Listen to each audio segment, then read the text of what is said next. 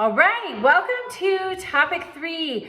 So, the Republic and its democracy.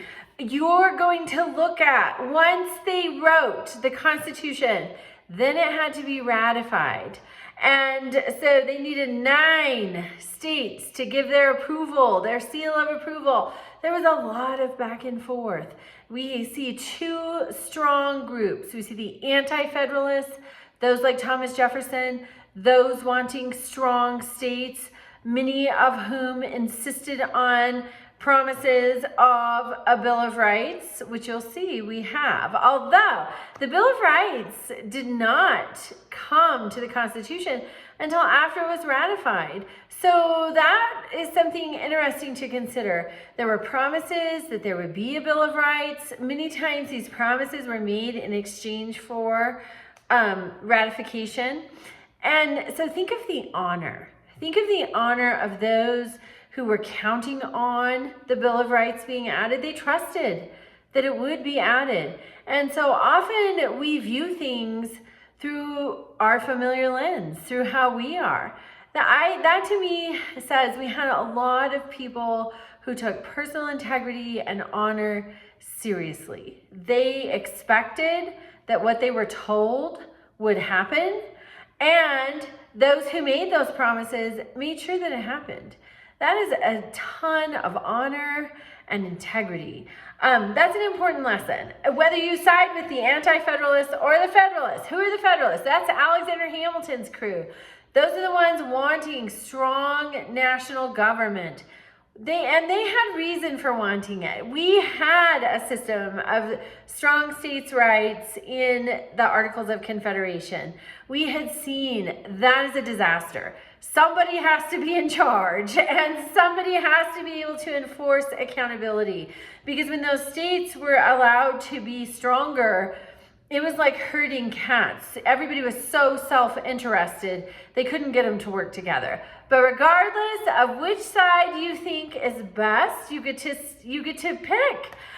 So pick, are you an anti-federalist? Are you a federalist? Pick and include that in your response to discussion question 1. And then in discussion question 2, you're looking at one of the biggest tragedies in the history of our country. So after the Civil War, we had 3 amendments, the Civil War amendments. The 13th Amendment abolished slavery nationwide. It was necessary because Lincoln's Emancipation Proclamation only applied to the rebel states. But there were still enslaved people in the northern states, in the Union states. So we needed the 13th Amendment to abolish slavery nationwide. Then we have the 14th Amendment. That's your equal protection clause of the Constitution. Everybody, all citizens should have equal protection under the law. And we see the Supreme Court, who is charged with correctly interpreting the law, we see them circumventing the 14th Amendment, that equal protection part of our Constitution. We see them circumvent that in the Plessy versus Ferguson case, where they create separate but equal, which leads to rampant segregation in public accommodations, schools, bathrooms, water fountains. And as we know, separate is not equal. And then it's like being in an airplane. That's what I sort of think of it like. One time I got bumped up to first class. It was just, I don't know why. It was nothing I did and certainly nothing I paid for, but I was bumped to first class, and I thought, my word. You know, there's that curtain between first and coach. First is a much different experience than coach. Separate is not equal. So that's the analogy I use to try to picture what it would be like. So then we see that these Civil War amendments, the 15th Amendment was voting rights. You could not be denied the right to vote based on your race. You were still denied the right to vote based on your gender, though, because the 15th Amendment is ratified in the 1860s. Women do not get the right to vote until the 19th Amendment is ratified in 1920. So, but if you were a man, you could not be denied the right to vote.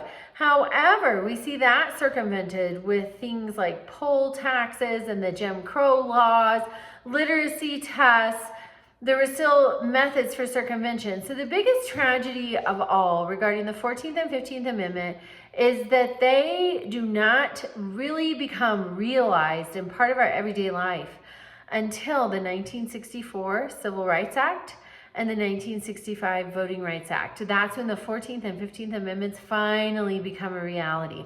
Almost 100 years after the 14th Amendment and the 15th Amendment were added to the Constitution. It took a long time and a whole lot of work, and there was a whole lot of injustice that happened during that 100-year period.